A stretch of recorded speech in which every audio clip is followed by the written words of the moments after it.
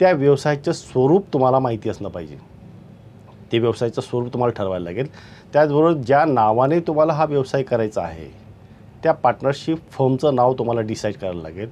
तसेच या पार्टनरशिप फर्ममध्ये तुम्ही ज्या कुणाला सभासदत्व घेणार असाल किंवा पार्टनर म्हणून किंवा भागीदार म्हणून तुम्ही घेणार असाल त्या पार्टनरचा आधार कार्ड तुम्हाला या ठिकाणी घ्यावं लागेल.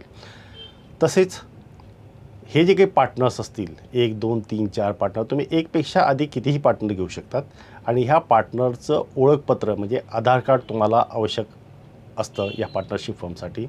त्याचबरोबर तुम्ही ज्या ठिकाणी हा व्यवसाय करणार आहात, ज्या जागेवर तुम्ही हा व्यवसाय करणार आहात त्या जागेचा पुरावा म्हणजे जर तुमच्याकडे ते स्वतःचं असेल तर लाईट बिल इंडेक्स 2, जर तुमच्याकडे ते स्वतःचं नसेल तर त्या ज्या व्यक्तीचं आहे त्याच्याबरोबर तुमचा भाडे करारनामा किंवा लिव्ह इन लायसन ॲग्रीमेंट हे तुम्हाला या ठिकाणी द्यावं लागेल.